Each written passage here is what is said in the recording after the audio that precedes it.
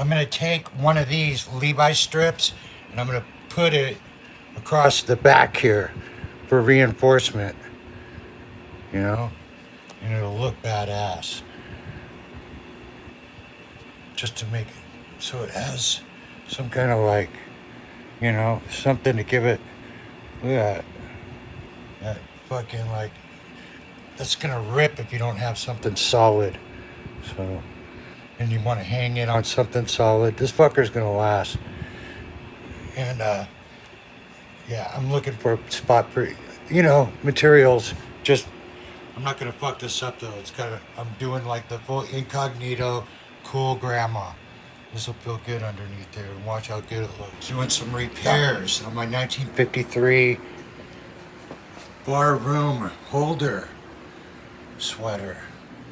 It's so badass. I did the Bukowski readings on 11/11/11. There's a snag. I did that night. I'm gonna take some Levi, patch. I'm gonna go underneath, put that guy from underneath, and then I'm gonna sew these back with some dark blue, like this. And I already did this. This had a rip right here. Look how good that looks from underneath. It's got silk lining. It's top quality, town crap, pennies. Fuck, it's so badass. This came off, so I did a full, not a drunk grandma, a cool grandma sew is what I call that. Like, you got a cool grandma, bro? Because that's all we punk rockers had to do our... If anyone had a cool grandma, it'd be like one out of a crew. We could all learn sewing tricks from her. I mean, she would teach us. We had a few of them over the years. There was none at Skinhead Manor. I didn't hang out there, but we did party there a couple times. They were later. These, okay, the buttons, the dress buttons, see how, and that's with the fucking rad leather, all of them, and they came off on this one, and all three of these. And then I was like, what am I going to do? How am I going to find buttons like that again? Because those are tops that... I can't see. Those tops come off the button, and they're sewn in with regular buttons. Fucking look at that work they used to do. It's so gnarly.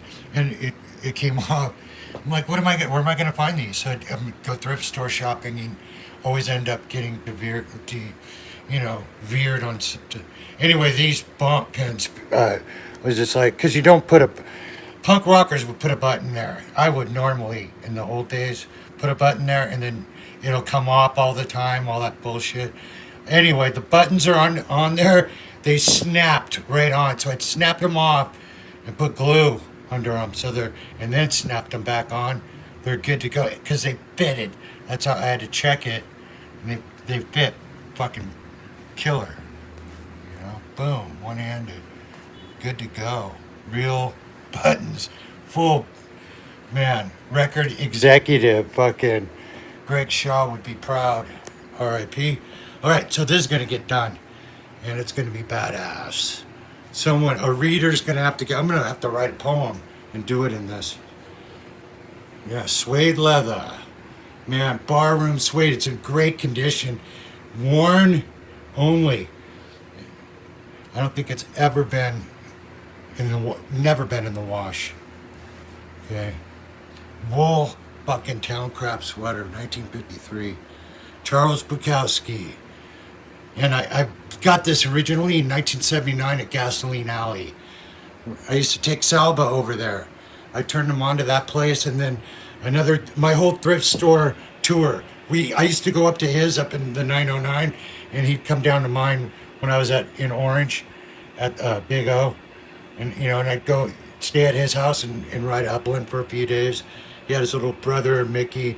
We had fun. He had his whole family. Mom would cook for us. We were kids, but in love with punk rock, turning each other on to bands. Saba turned me on to Stiff Little Fingers.